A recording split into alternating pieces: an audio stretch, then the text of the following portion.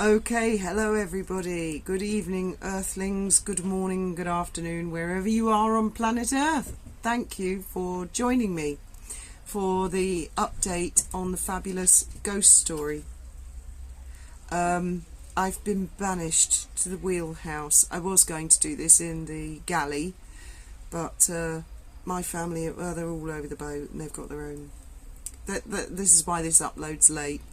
I got waylaid by other things, but here we are, and I will move the camera angle in a bit. This candle's going crazy because it's still got some of the stuff that my daughter put on it. It makes the flame go green, and I think it's got copper in it and stuff. And Graham's not being very helpful or cooperative at the moment, so he'll be back in a minute to join us. Firstly, before getting on to the ghost thing, I would like to primarily say thank you to the sugar that came on my last ghost video and basically said that I'm a racist, Yankee Wally is a racist, and that all of you subscribers and commenters and viewers are also racists because we don't like Meghan Markle, so there you go. We're also narcissists, and the reason that we're not allowed to not like Meghan Markle is because we've never met her. Well, lots of people don't like the Queen of England. What chance have they got of meeting her? So take note, if you've ever not liked a celebrity, you've no right to not like that celebrity unless you've met them. And then even if you'd met them, they'll probably take it further and say, have you lived with them? Have you been their best friend? I mean, where does it end? If someone is in the public eye, members of the public have the right to like people or not like people. And that includes YouTubers like me. You have the right to like or not like. But I told this sugar quite clearly, how dare you call my subscribers and viewers racists? What a sweeping and insulting thing to say. How dare that sugar come on my channel and say that? And I told them, you go and wash your mouth out with soap and you find your manners, and then you come back and you get your free speech, because free speech does not include being bloody rude. Take note.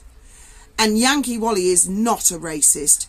I am not a racist. Just because we see someone who we consider a meanie and nasty, and we're not allowed to question, interrogate, examine, look at the facts, well, that's very dictatorial. And I told that sugar.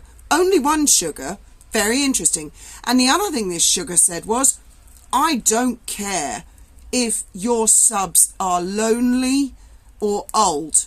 Presumably, and they didn't say this, but presumably, equally, they think that if any of you out there are terminally ill, disabled, housebound, lonely, you are not allowed to not like Meghan Markle, because that makes you automatically a racist. In other words, thou shalt worship Meghan Markle. Thou shalt love Meghan Markle. And if you don't, see what happened to you, you racist. And I as good as told them to get knotted and get off my channel. They're more than welcome to come back and comment in a safe space when they have found their manners. Now, I've got that rant out of the way.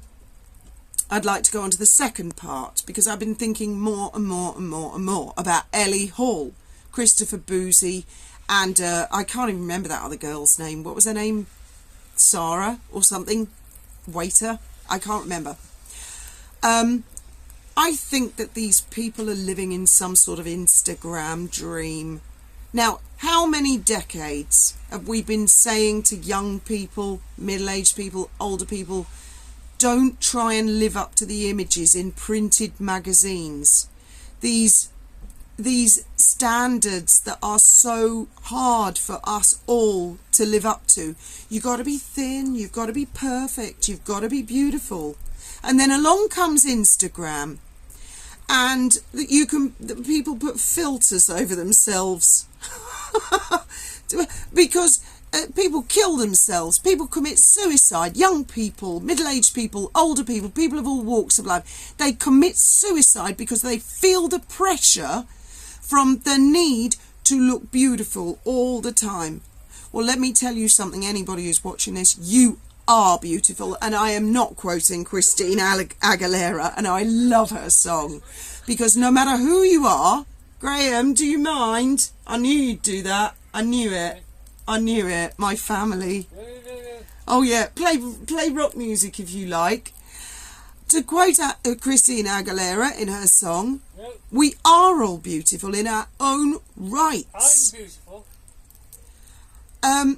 We don't need Instagram or filters or anything like that to tell us that. But the Meghan Markle generation, the Christopher Boozy, apparently, if you're 66 and you've lived an interesting life and you've for example, run a brothel, that's it, criminal, old, ugly. Only the young, the beautiful, the virtuous, the apparently perfect are allowed to comment. And that is one of the reasons I do not like Meghan Markle. I really don't. I don't like what she stands for. I don't know her as a person, but I don't like what she stands for. I don't like what she represents. She is nothing like my Princess Diana. Diana went out of her way to hug lepers, the elderly, people who were ill, lonely, infirm, children, people with AIDS, people with HIV. Diana was accepting, she was loving, she was open, she was everything that Meghan Markle is not. I hope that answers your question, Sugar, as to why I don't like Meghan Markle. I don't like Instagram, I don't like the filters. Someone actually said to me earlier they didn't like, or they were worried for me, the thumbnail on the previous video, and I saw that and I thought it was really funny, and I said no, I'm leaving that because I really honestly don't give a fuck. I don't give a fuck. So now I've got all that rant out of the way, and there always is a rant, isn't there? I'm sorry, I'm a bit of a ranty person, and I'll tell you what, if he comes in here cracking jokes and pissing me off, you're going to hear a rant online. So 86 High Street, Lewis. Brummy Liz. Oh, fabulous.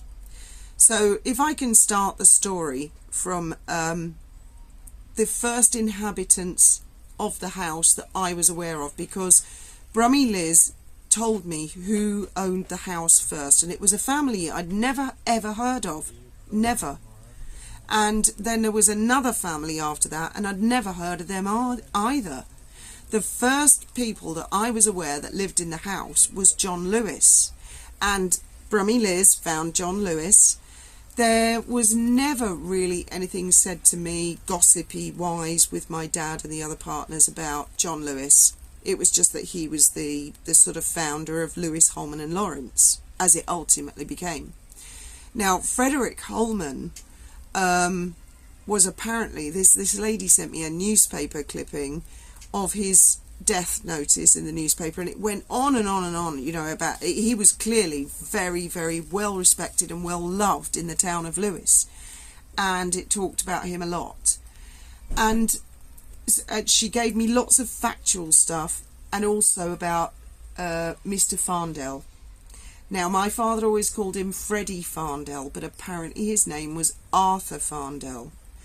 And I think my dad, because my dad never met Farndell, Farndell died in 1948, and my father wouldn't have become an article clerk at Lewis, Holman and Lawrence until 1953. So he would have overheard conversations about the Farndell era. In fact, that's what he said to me, that he'd overheard the Farndell era was a particularly bad thing. And my father was my primary carer, so we spent hours talking to each other in the evenings, and he told me all the gossip, and he'd always said to me, don't tell anybody else, and I never have to this day. But Arthur Farndell is dead. I don't know if his daughter Mariah is still alive. If she is, she would be the same age as both my parents. If my parents were alive now, they were born in 1930, so they would be like in their 90s, 92. Both of them, they were the same age. So if she is alive, I'm not going to say anything derogatory. There are things I'm going to leave out of this video. of gossip and stuff. But my father had clearly overheard conversations between two of his senior partners. And so I'll go through the chronology of the story, because when this lady, Brummy Liz, sent me all this, she sent it very clinically and factually, no gossip involved at all. When she sent me this, it just filled in so many gaps for me. Oh, I've got to blow a candle out. I'm going to set fire to the boat with that one. She sent it very, very factually and clinically, but what she did do was she confirmed a lot of the rumours that my dad had overheard and discussed with me. So let's start with John Lewis. John Lewis lived in the house in the early 1800s, from what I can deduce. And this lady actually got the names of servants that lived in the house as well. They were on the census. I mean, I can't believe the research she did.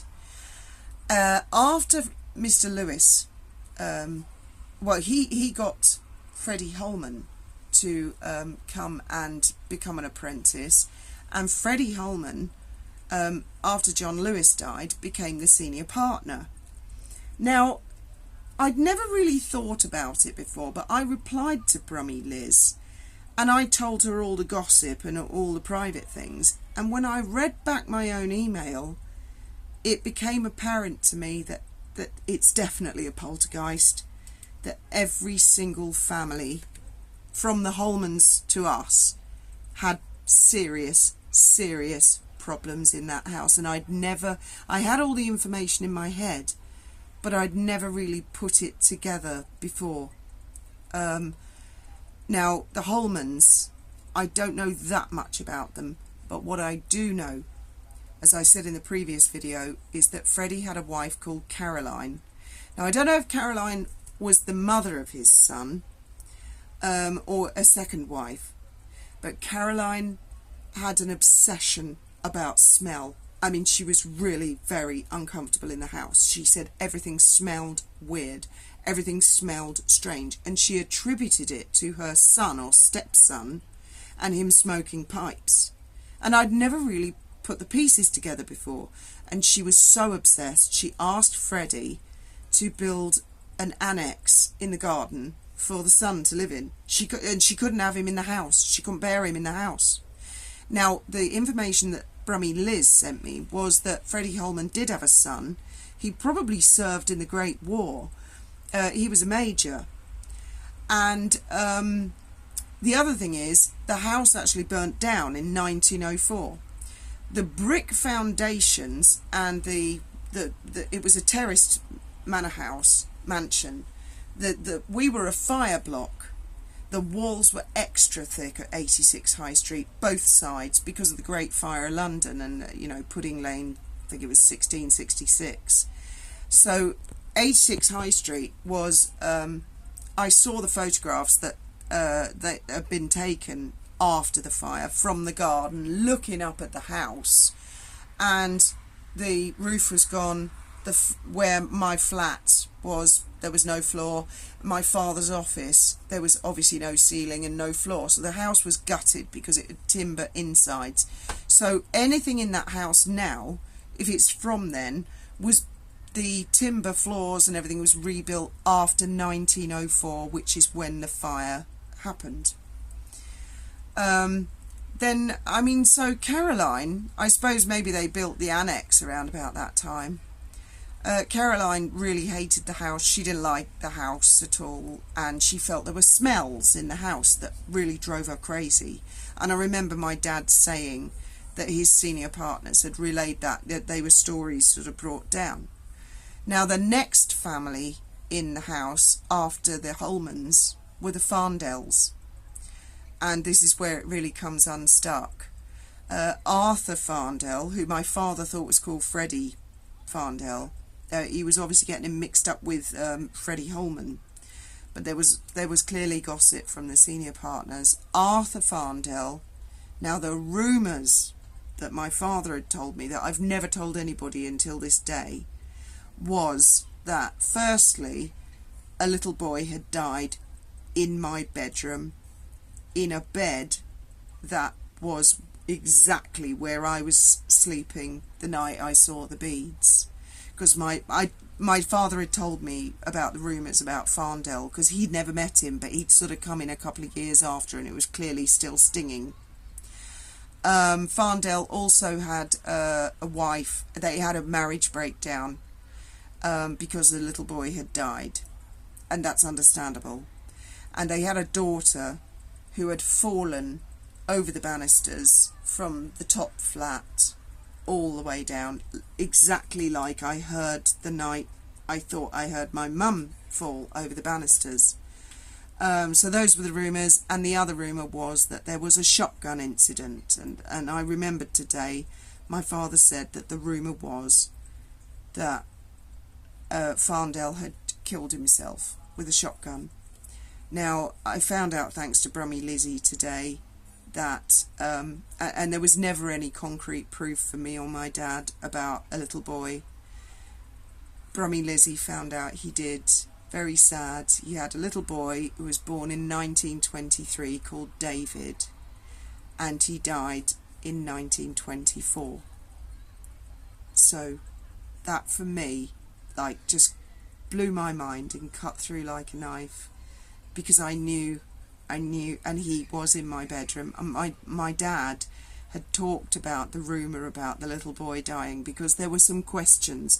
Now, being an infant death, it was most likely cot death, and of course in those days maybe they didn't understand or something, and because his daughter had fallen over the banister there were questions, and there'd been a doodah, and the marriage had come under pressure, and you can imagine cot death, fucking hell, of course the marriage is going to break down, and an accident such as that with the daughter, and I can well believe actually now, he actually normally the senior partner would live in the building until they retired.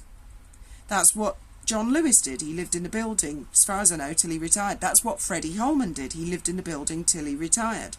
That's what my dad did. He lived in the building until he retired. Well, between Freddie Holman and my dad, and Freddie Holman's family and my dad's family, there were a few other senior partners, and they didn't stay in the building. They left the building, and I knew all of this, but I'd never put the pieces together until Brummy Lizzie gave me all this information today, and archives and stuff. Well, Farndell moved out of the building. Now, the senior partners, my father said, they wanted him to go. They felt there was something wrong, that it was a scandal, that there were shotguns, that there's children dying, children falling forward. Now, I can't hardly believe Mariah Farndell survived the fall. She fell from the top to the bottom. It's got to be 40, 50 foot drop. She was 7 years old. I find it remarkable that she survived that fall.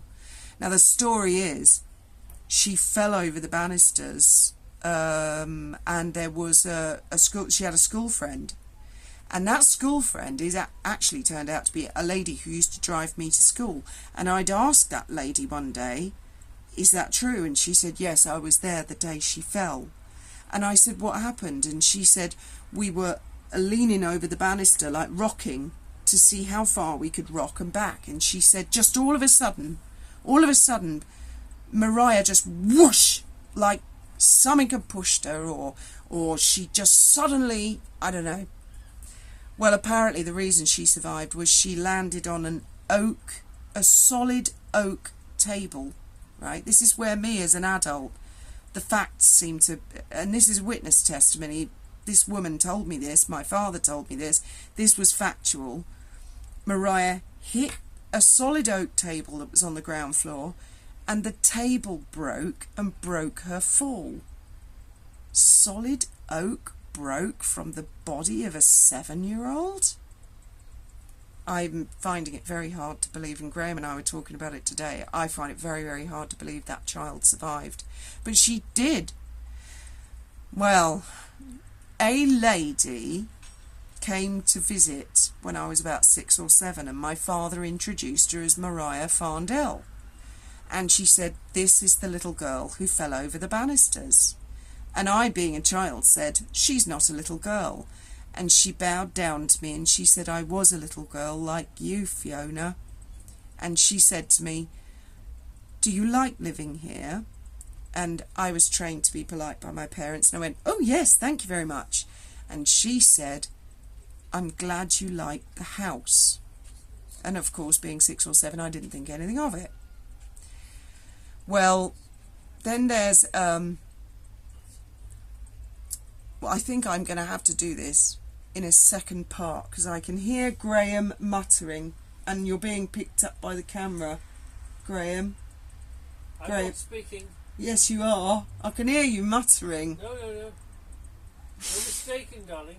I'm not. I've got good hearing. I knew my family would do this. Or there'll be another one coming up. So, there was a lot of unhappiness. Let's put it that way. In the Farndell family, clearly there was a lot of sadness, tragedy going on there. And eventually, for some reason, Arthur Farndell moved out of the house, and he moved into 5 Bull Lane. I saw that from the newspaper cutting that Brummy Lizzie sent me. And now 5 Bull Lane, there's another whole story behind that. There was another massive piece of land at the back of the house, and that was actually owned by the grand people who originally owned our house. And there used to be a tunnel going through our garden under the Twitten and up into Bull Lane. So I don't know what happened there. I'll have to look into that a little bit more. But he died in 1948, and my father said the rumour was there was something to do with his shotgun. I don't know. But in the death notice in the newspaper that Brummy Lizzie sent me, it said that he was the under-sheriff at the time of his death. So it sounds like he was working.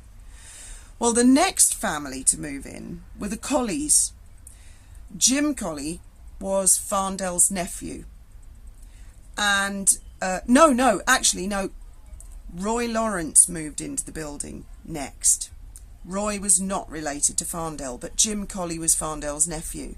And there was a little bit of jealousy, actually, that Jim Colley felt that Farndell favoured my Uncle Roy over Jim, and he was like, "We're blood relatives, and why you favour Roy?" Roy had a wife called Betty, and they moved into 86 High Street, and they lived in the flat. They had no children. And before they moved in, they went down to the basement, and there was no power, and it was pitch black, and they'd taken a candle and some matches. Sorry, aeroplane landing. There's always something